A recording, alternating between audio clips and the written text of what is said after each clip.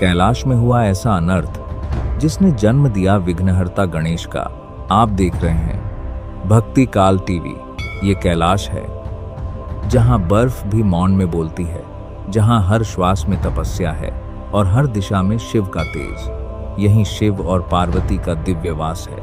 कैलाश के द्वार पर नंदी खड़ा है, अडिग प्रहरी। नंदी का आदेश साफ है, जब तक प्रभु भीतर हैं कोई भी यहां प्रवेश नहीं करेगा।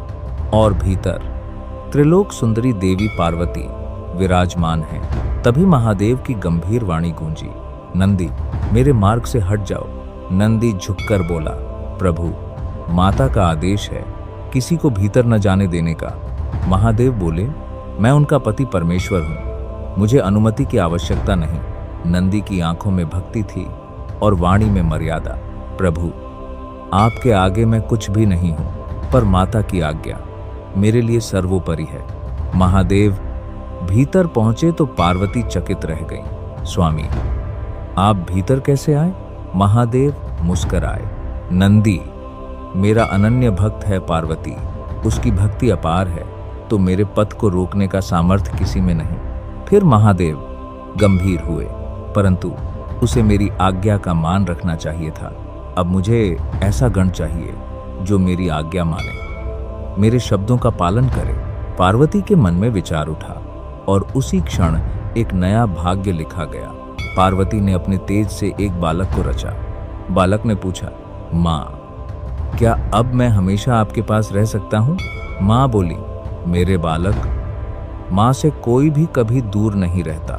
बालक हंसते हुए बोला, माँ मैं अभी बाहर खेलने जा रहा हूँ। पार्वती मुस्कुराई, ठीक है पुत्र जाओ।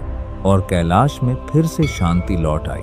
कुछ समय बाद पार्वती बोली, पुत्र मैं स्नान करने जा रही हूँ, जब तक मैं लौटूं कोई भी भीतर प्रवेश न करे। बालक ने सीना तान कर कहा, माँ आप निश्चिंत रहें, मैं द्वार की रक्षा करूंगा। बालक द्वार पर बैठ गया, निर्भय, अडिग और आदेश का पालन करने वाला। उसकी आंखों में मासूमियत थी, पर संकल्प में पर्वत जैसी शक्ति। तभी महादेव लौटे और गरजती वाणी में बोले, मेरे मार्ग से हट जाओ। बालक बोला, माँ ने आदेश दिया है किसी को भीतर नहीं जाने देना। महादेव बोले, ये आदेश मेरे लिए नहीं है, मैं पार्वती का स्वामी हूँ। बालक बोला, कदापि नहीं, जब तक माँ आदेश न दें मैं किसी को भीतर नहीं जाने दूंगा। महादेव का क्रोध बढ़ा, जिद मत करो नादान बालक, हट जाओ। बालक का स्वर शांत था, प्रभु मैं आदेश नहीं तोड़ सकता। तभी कुछ गण आगे आए, शांत शांत प्रभु, ये नादान बालक है, हम इसे समझा बुझाकर हटा देंगे। पर महादेव का रौद्र थमने वाला नहीं था। उसी समय ब्रह्मादेव प्रकट हुए। रुक जा बालक, मैं जगत पिता ब्रह्मा हूँ, आज तुम मेरे निर्णय से बच नहीं पाओगे।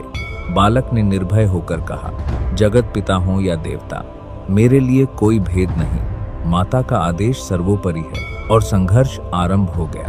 ब्रह्मादेव ने अपने अस्त्र चलाए, एक के बाद एक दिव्य प्रहार, पर बालक पर कोई प्रभाव नहीं पड़ा। वो वैसे ही अडिग बैठा रहा। संघर्ष कुछ समय तक चलता रहा। ब्रह्मा का धैर्य टूटने लगा।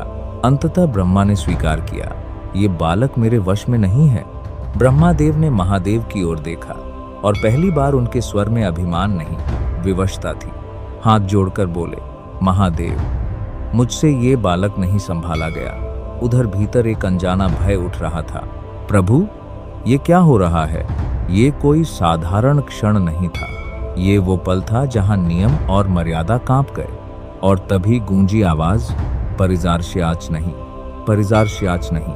कैलाश का वातावरण कांप उठा, कुछ बड़ा होने वाला था। पार्वती बाहर आई, माता, नंदी क्या हुआ? और फिर माता, द्वार पर घोर अनर्थ हो गया। रवती का क्रोध फूट पड़ा, प्रभु आप हमारे पुत्रों के साथ ऐसा कैसे कर सकते हैं? अब आपको ही उन्हें पहले जैसा करना होगा। उनकी आंखों में आंसू थे और आग भी। क्या आप सबको उस मासूम बालक के साथ ऐसा व्यवहार करना आवश्यक लगा? क्या किसी के मन में करुणा नहीं जागी? अगर आपने अभी ये नहीं किया तो मैं अपना मौन तोड़ दूंगी। देवता भी घबरा गए। किसी ने कहा, हाँ महादेव, पार्वती ठीक कह रही हैं, समय बहुत कम है प्रभु। महादेव गंभीर हुए। देर मत कीजिए, अपने गणप्रेत को जंगल की ओर भेजो। ऐसा बालक खोजो जिसका मुख उत्तर दिशा की ओर हो और जिसकी माता अपने पुत्र की ओर पीठ करके विश्राम कर रही हो।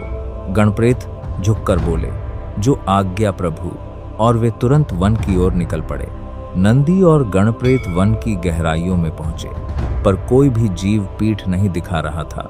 हर पशु मौन था, हर दिशा शून्य थी।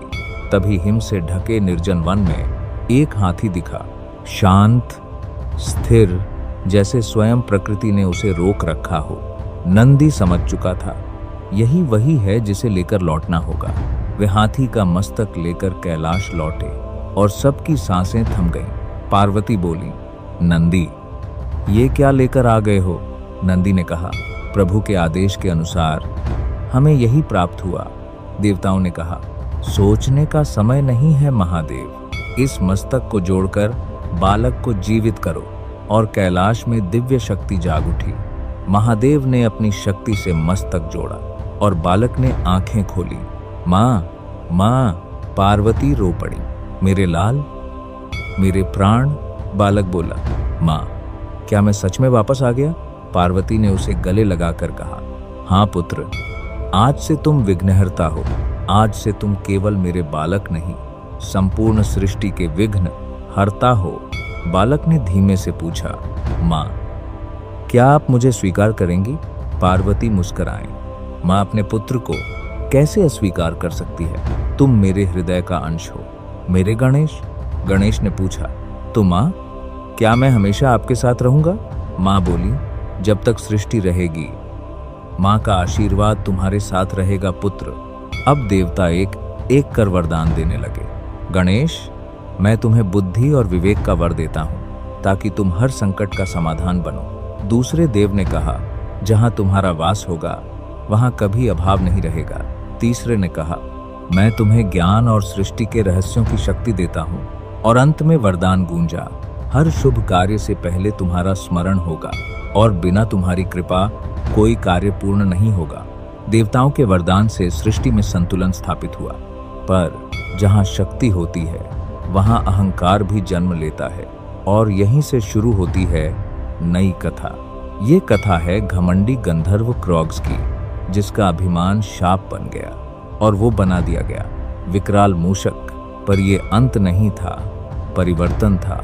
एक उग्र दैत्य झुका प्रभु के चरणों में और बन गया गणेश जी का वाहन, मूषक।